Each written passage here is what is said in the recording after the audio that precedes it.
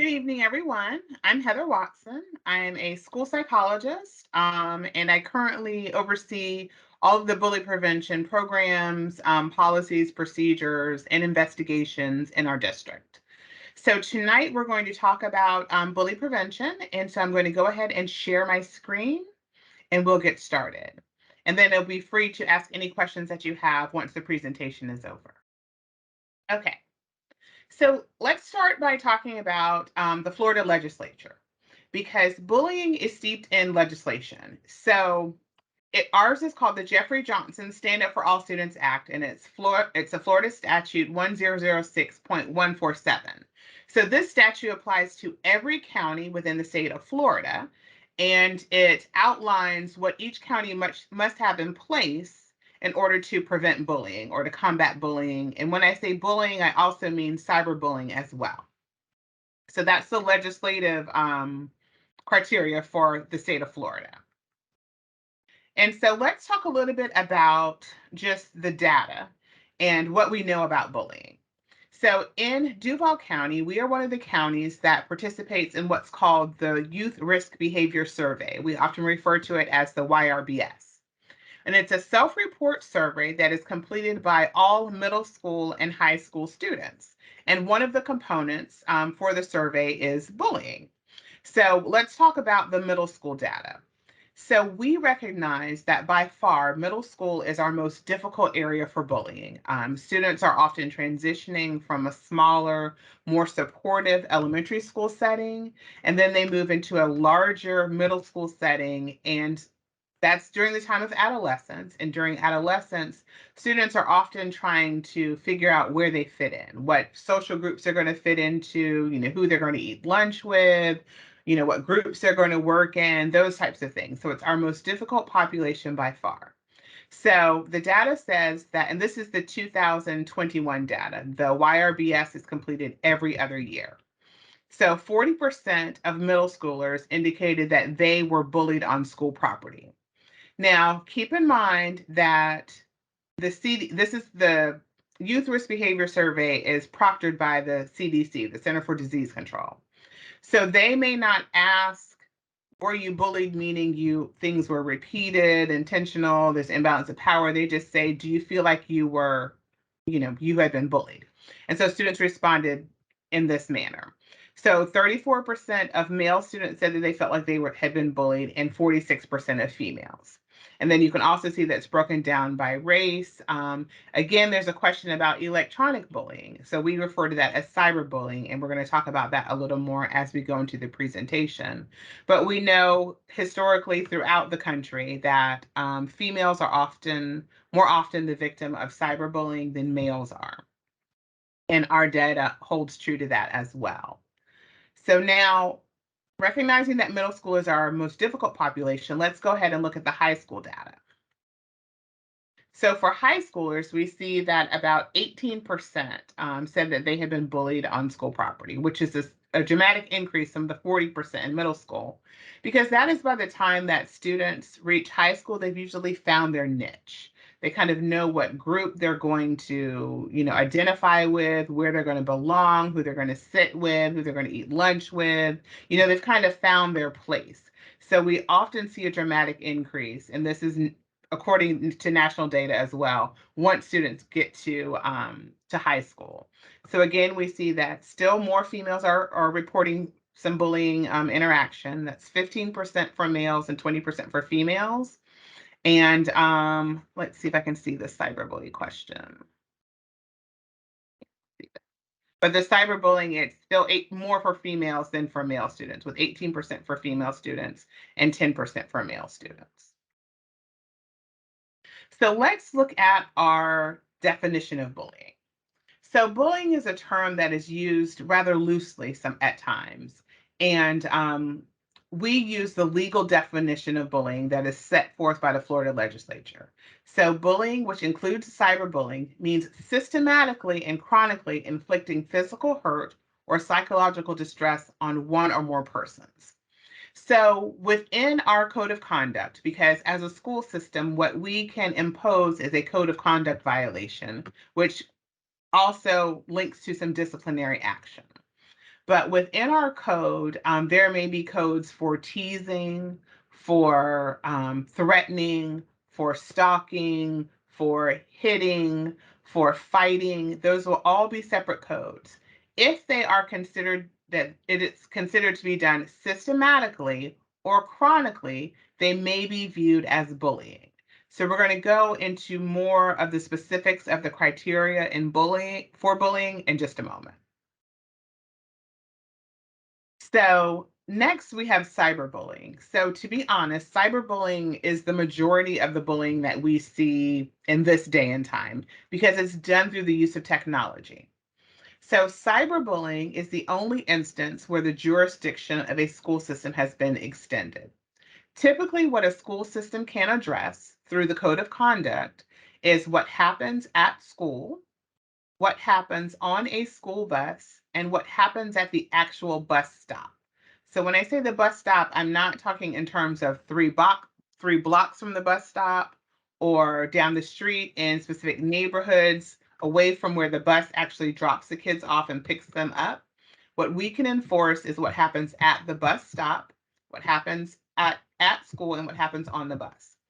Cyberbullying is a little different because we recognize that many of the instances happen while students are no longer in our custodial care. They happen when they're in the care of their parents, when they're home. They may be texting on Friday night, on Saturday night, on Sunday night when they're not in our custodial care, but those things still impact our school environment. So cyberbullying is just the bullying through the use of technology, not only through the school network, but also on personal devices like cell phones and tablets.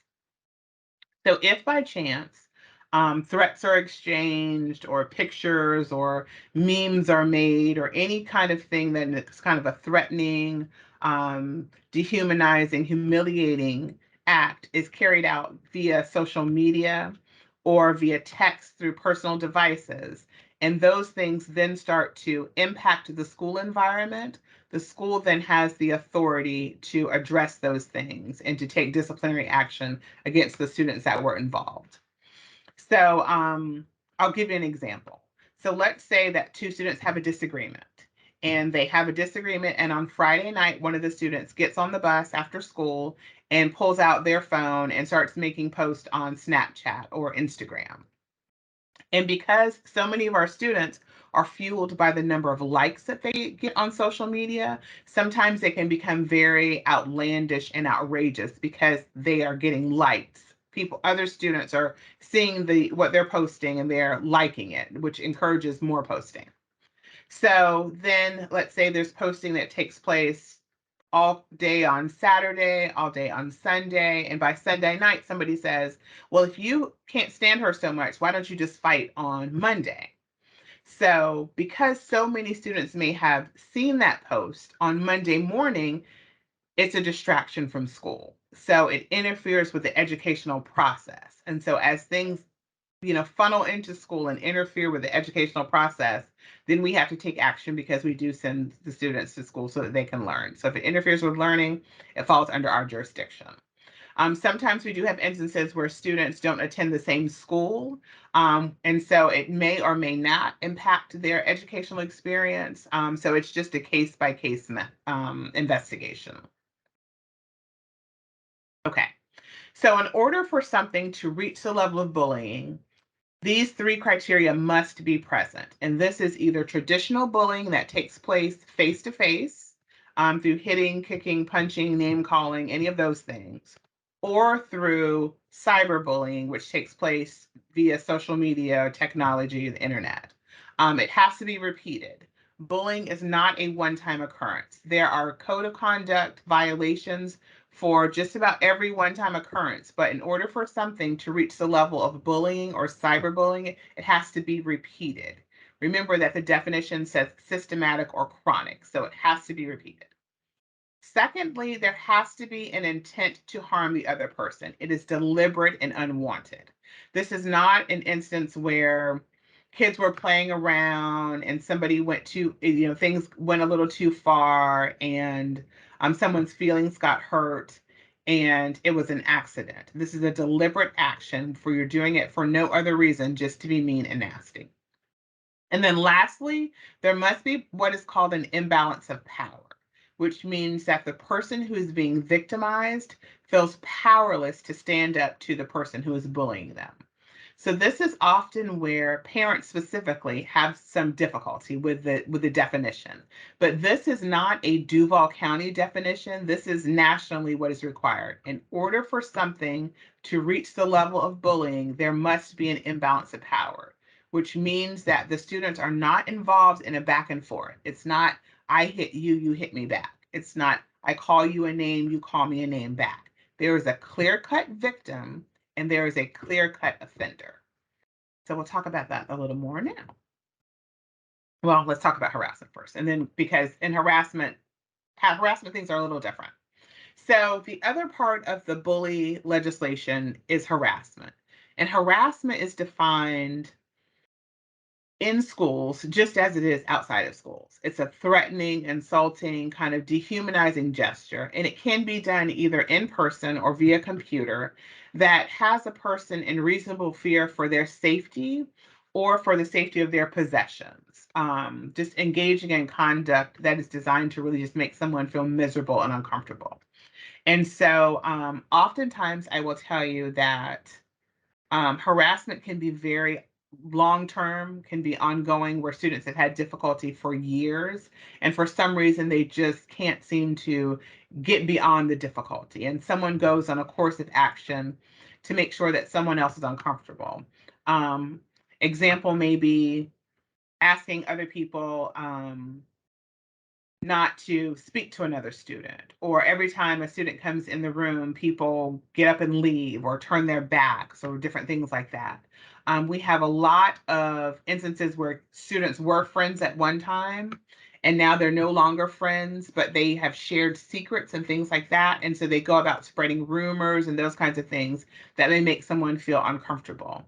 The main difference with harassment and bullying is that the imbalance of power does not have to be present.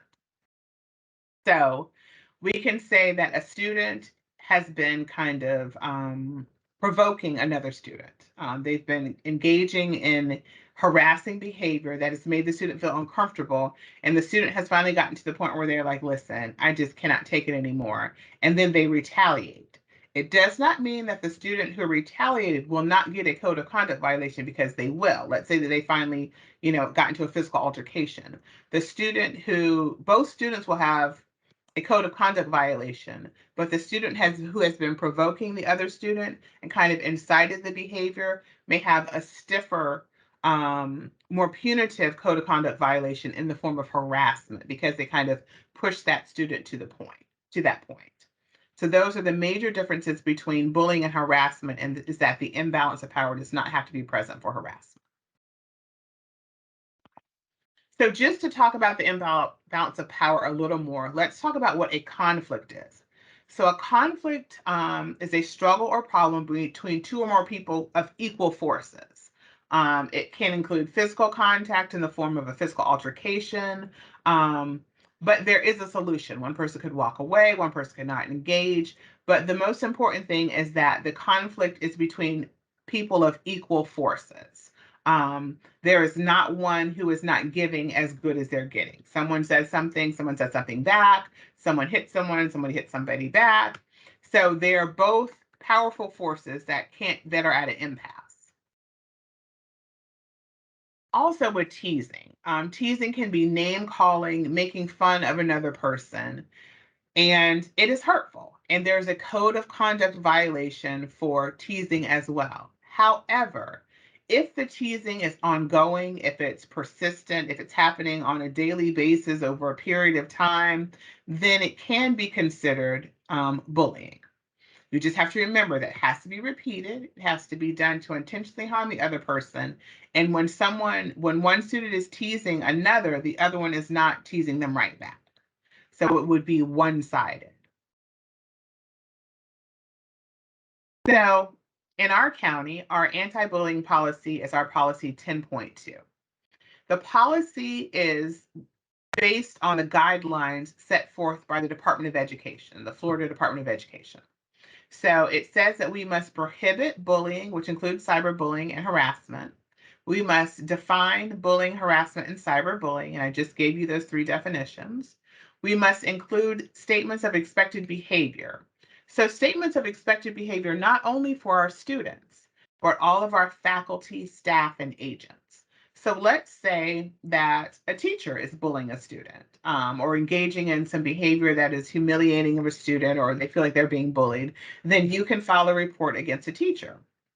It also includes volunteers. So let's say that one of the mothers is on the PTA, and so she's at the school a lot, and she approaches a student about something that happened between that student and her child. That cannot happen. There's never an instance where an adult who is not employed by the school system can approach a child and it be okay. So what may happen is that the parent may be asked not to return to the campus, and the school has the ability to take steps to make sure that they do whatever they need to do to protect their students. Also, sometimes in high schools, we may have alumni come back, so they fall under the bully policy as well. The bully policy also applies not only during the school day, but on any school sponsored event. So let's say that the students are at team up or they're in after school tutoring. Let's say they're at a school dance or a football game, a basketball game, a baseball game. Let's say they took a field trip. The fifth grade patrols went to Washington, D.C., or the seniors went to Grad Bash in Orlando. Any school sponsored activity where they are in our custodial care, the bully policy still applies. So, in addition to expected behavior, it also talks about the jurisdiction of the school system, which I told you was at school, on the school bus, and at the bus stop, with the exception of cyberbullying, as long as the incidents that take place via social media or via text message or anything like that impact the school environment. So it also talks about how we're going to report incidents, how incidents of bullying can be reported, not only to our local county, but also to the state, because we must report those things to the state as well. And how we're going to report the safety actions that were taken, how things are going to be investigated, how we're going to notify parents and guardians, any counseling referrals that should be made in instances where students have been found to have bullied or harassed another student. We do refer both students for counseling. We have in all of our schools, there are full service counselors. So students have access to counseling either at their school. So either there's a counselor there every day, or a counselor may have two schools. So we refer both of those students for counseling, how instruction is provided, and how we publicize the policy. So those are the requirements that are set forth by the Department of Education. So one of the first things when bullying is reported to a school is that they must see if it falls into the scope of, what is the scope of the incident? Is it something that is outside of our jurisdiction, which means that it did not happen at school, on the school bus, or at the bus stop? um, then they may, and a crime was committed, they may have to report it to law enforcement. So if anything happens, like sometimes things happen en route to and from school once kids get off the school bus and they're walking home, those things would fall under JSO's jurisdiction, or Neptune Beach, Jax Beach, whoever, the local police, law enforcement. If it falls within our jurisdiction, then schools will begin an investigation. And what everyone must do is make sure that steps are taken to ensure the safety of the students. And so that's the school's responsibility to do that. So sometimes they may have to separate a student while they're in the midst of the investigation. Um, they may have to do a schedule change. They may have to put a safety plan in place, either during the investigation and definitely after the investigation, just to make sure that incidents don't continue to happen, because that is the most important thing, that once we become aware that there's a problem between the students, that steps are taken to make sure that those incidents do not continue to happen. Um, Immediate notification. Wait, let me see. Let me go back for a second because I want to tell you how to report. So, when making a report, we have tried to make it as easy as humanly possible. You should be able to go into your child's school and tell them that your child is being bullied, and they hand you a report form, and you can fill out the report form and submit it right there. You also have the ability to go onto our Duval County website, just the duvalcountyschools.org, and you can search bullying, and the page will come up, and you can download the form there. In addition to that, you can call the bully hotline, which I'm sure there's a slide on it in here, but I want to kind of talk about it now. You can call the bully hotline, and the telephone number is 390-2255. And if I'm in the office, I may answer the phone myself, or we have someone on our clerical staff who will answer the phone and take the report for you. Once we take the report on the bully hotline, we then send it to the school, and the school does the investigation.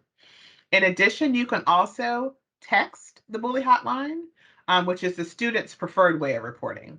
So you can text 390-CALL, so 390-CALL at Duval Schools, and it will convert the text to an email, which comes to my email address, or you can just email 390-CALL at duvalschools.org. I feel like there must be a slide in here about that, but I just wanted to make sure. So once we receive the report, we go into immediate notification. So parents or legal guardians will receive written notification from the school acknowledging that they have received the allegations that either your child is being bullied or that your child is accused of bullying. And they will also reach out to the parents of any witnesses so that just in case they're called in to write a statement or provide some information, their parents know what is going on. When we communicate with parents, there are certain things that we are and are not able to tell them because we are bound by what is called FERPA laws, which simply means that we cannot tell information about a student to someone that is not their parent or legal guardian. So oftentimes, parents will call the school and they'll say, "Oh, there's a little boy in my son's class. His name is, Winston. Can you tell me his last name?" The school cannot tell you his last name because that is protected by FERPA. In addition, if disciplinary action is taken, the school is not able to share with you what specific action is taken regarding a student that is not your student. The most that they can tell you is that the student was disciplined according to the code of conduct. So they cannot tell you if the student was suspended. They cannot tell you, if they got detention. Those are things that by law we are not able to share with you. So oftentimes I know that parents call and they say, "Well, the school wouldn't tell me what happened." The school can only tell you what actions were taken pertaining to your student. And so that's all that they're able to share. And then the school must also give you Hope Scholarship notification. So let's talk about the Hope Scholarship for just a moment. So the Hope Scholarship was passed by the Florida legislature in 2014. And what it says is that if your child has been the victim, and it applies only to the victim of bullying, harassment, assault, a threat, if they have been robbed, if they were in a fight and they were the victim in the fight, then they are eligible for the Hope Scholarship. And so the three options that you have with the Hope Scholarship are you are able to transfer your student to another Duval County school that has an opening. Parents do not get to select the school. So you have once you get the paperwork, you're able to take it to the school choice office and they will let you know what schools have openings. Because we voted for the class size amendment years ago, you cannot go to a school that is full. So it has to be a school that has an opening, and the school choice office will let you know what schools those are. So that's if you choose to take option 1. Option 2 allows you to transfer your child to a private school that accepts a Hope Scholarship. And option 3 allows you to go to a surrounding county. So you could contact Clay County or St. Johns County or Nassau County, even Flagler County, I guess, if you wanted to, and see what schools have openings and if they will take your Hope Scholarship. And then the scholarship will reimburse you up to $750 a year for transportation. So those are the three options. The school's only role is to generate the paperwork and inform the parent if they are eligible for the Hope Scholarship or not. And then the rest of it will be up to the parent as to what actions you would like to take. And you can definitely work with the school choice office if you choose to. The Hope Scholarship is offered to every parent who has a victim of who's every parent whose child was a victim of a qualifying incident. So sometimes parents get the Hope Scholarship and they say, oh, they told me I could take my child somewhere else. You do not have to take advantage of the Hope Scholarship by any means. We hope that the school is able to reach a satisfactory resolution and you want to stay there. So it's not as if the school is trying to get you out. They have to offer it to you by law. We have to offer it to every parent. So if you choose to take advantage of it or not is totally a parental decision. Okay. So when schools are investigating, this is what we ask them to gather. Schools will gather statements from students. They typically do not contact parents before they gather statements because there's a lot going on in the school day. And if we have to wait for parent permission every time we get a statement from a student, then they would probably never close the investigations. But they want to know the description of the incident, the nature, behavior, the context, how often it has occurred, and any past conduct or incident. So what we ask them to do is review their disciplinary data to see if maybe you have already charged the student with teasing the other student, but yet they persist. They also need to know the relationships between the two parties. Were they once friends? I mean, have they never gotten along since first grade and now they're in fifth grade? Were they once in a relationship or in a relationship with the same person? Those are things that they may need to know. The characteristics of the people involved. Is one very more boisterous and outgoing, and the other one kind of more quiet and timid? Because that may impact the imbalance of power. The effects on the student's education. Are they uncomfortable in school? Can they not concentrate? Are they fearful?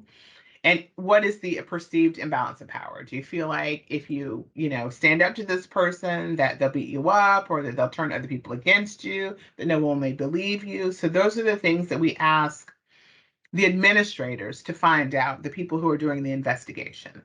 And when I say administrators, I mean at the elementary school level, the principal and the assistant principal, or if they have a dean at the elementary school. And at the high school level and the middle school level, it's typically the dean of discipline. Teachers do not do bullying investigations. Bullying investigations are conducted by administrators. So it's going to be the principal, the assistant principal, or the dean if there's a dean at the school. We do ask teachers to inform those administrators if a parent reports that bullying is taking place, but it is not their role to investigate bullying. Okay. So once they gather that information, they're then going to try to determine if it is something that was repeated. Is it more than a one-time occurrence? If it was done intentionally to harm another person, not accidental, not, oh, I didn't know that I was going to hurt your feelings. No, you did it just to be mean and nasty. And thirdly, is there an imbalance of power? If they determine that all these things are present, then the child has met the criteria, I guess, if you want to say, for bullying, and they can impose a code of conduct violation on the student who has been carrying, or the students who have been carrying out the inappropriate behavior. Okay. So students receive instruction on bullying and bully prevention. So there's second step curriculum, which is our violence prevention program, and it's pushed out from pre-K to eighth grade. In elementary school, there are guided lessons by the guidance counselor that are often conducted. And in middle school, so sixth, seventh, and eighth grade, it's embedded in the HOPE curriculum. So when they're taking their HOPE classes, their health and physical education classes, it's embedded in that curriculum. There are also bully-free lessons that are grade level based from pre-K to 12th grade. And then in elementary school, they do Child Safety Matters, which is done by the Monique Burr Foundation. So that's how students are instructed.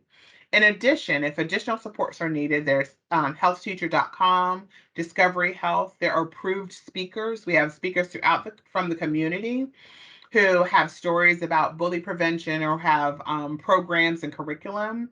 that schools can reach out to and have them come and speak to their students. And then we also do character education just to make sure that we're trying to, really cultivate individuals who have empathy and who care about other people. And when they see someone who's being harmed or who are able to step up and speak up to do something to prevent it for that student's benefit.